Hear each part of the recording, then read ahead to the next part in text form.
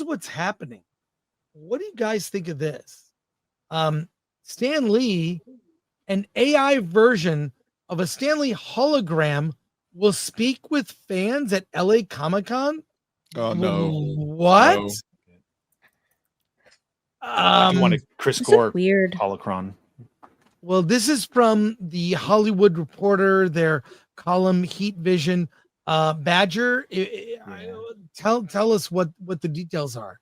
Nearly 7 years after his death at age 95, Stan Lee is set to make a posthumous return to LA Comic-Con, this time as an AI-powered hologram. Fans will encounter the legendary Marvel co-creator at the Stan Lee Experience, 1,500 square foot booth where tickets range from $15 to $20. Inside, attendees can take paid photos with photos. It's disgusting. I'm sorry. It's disgusting. Paid photos with the hologram, or even hold a 3-minute one-on-one conversation with it. Bob Sabauni, head of Stan Lee Legacy Programs for Cartoon Studios and a former Marvel executive, emphasized the care taken to preserve Lee's authenticity. We'll never put words in his mouth that aren't in line with things he spoke about in his lifetime. Fortunately, with decades of footage, we can build a voice that stays true, not always word for word, but always faithful in spirit, content, and context and intent. The project combines technology from Proto Hologram, known for launching interactive holograms in malls, and Hyperreal, a company specializing in hyper-realistic digital avatars. Lee, who co-created icons such as Spider-Man, Iron Man, and Daredevil, became the most recognizable figure in comic book culture, in part due to his famous Marvel movie cameos. Organizers hinted the hologram might even appear unexpectedly around the convention, perhaps introducing major panels. Reflecting on LA Comic-Con back in 2016, Lee had told The Hollywood Reporter, "Los Angeles is, to me, the center of the world's entertainment. It has to have a Comic-Con." Gut check. I think this is terrible. Clearly, members of his family that own his likeness are now licensing him out. I mean, if you want a photo with Stan, you don't have one. You got Photoshop or AI. This is I don't know how I feel about this, but I do know. By the way, I do know that Marvel did also get the rights to Stan. I'm gonna guess there'll be a cameo of some form in Doomsday. That's coming up, and this is a way to on-ramp this. What do people think about it? What do you guys think of this? This is ghoulish, man.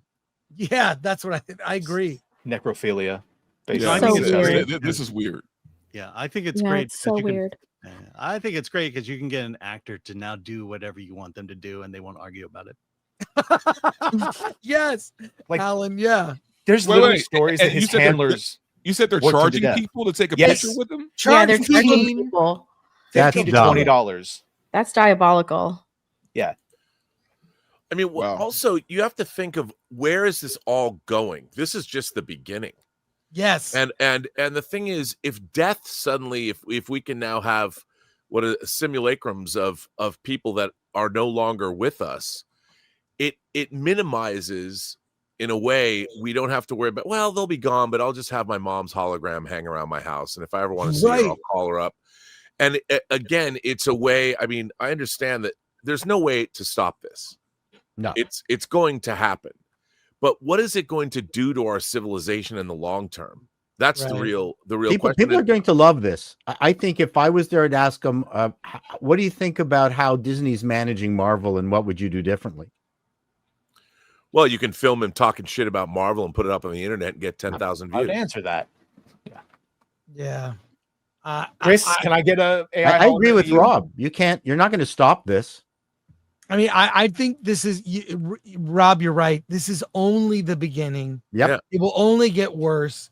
You're going to see, there were years ago, there was a movie they were going to make with James Dean's likeness in a new movie using face replacement. And this is just the beginning of a lot of bad ideas. Carnell in the chat says the sentiment of rest in peace no longer has any meaning. Yes. Yeah. I Well, I probably won't be at the con, so I'm going to be there, so I'll see who's like, if this thing has any legs, if people are standing in line to get in. I mean, I'm not going to do it, but people asking who okayed this, the same people that let his handlers work him to death when he was not all there towards the end, and they just kept, so it's like, man, even when he's dead, you're still gonna whore him out. $15 to $20, and he's more compliant now. Of course. They don't even have to feed him. No, well, they didn't feed him then, so why break a trend? Yeah. One final news story before we go to soups and wrap up. Christopher Nolan was elected DGA president. I think this is good news for a number of reasons.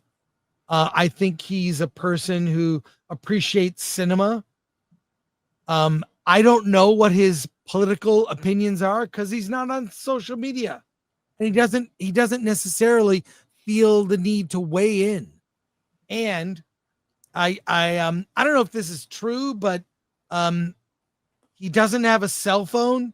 I think he has someone who has a cell phone for him. But this could be good news.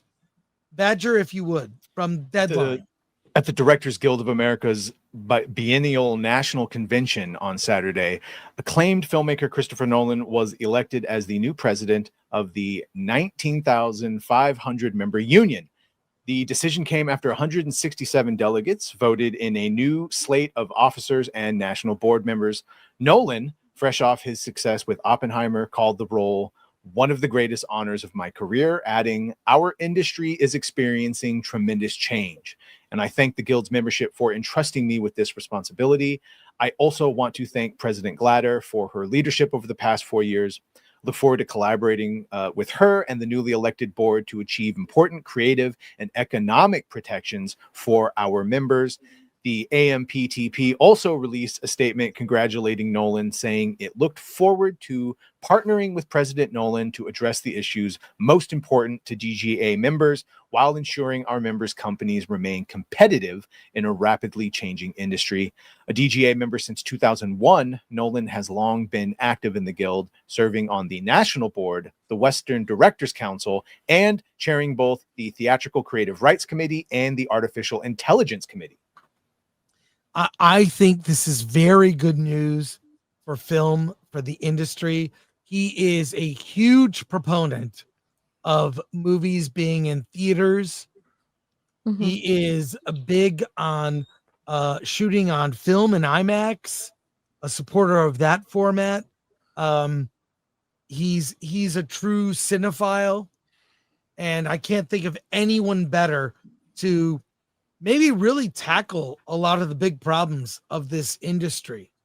So I can tell you what his motto is. His motto will be directors first.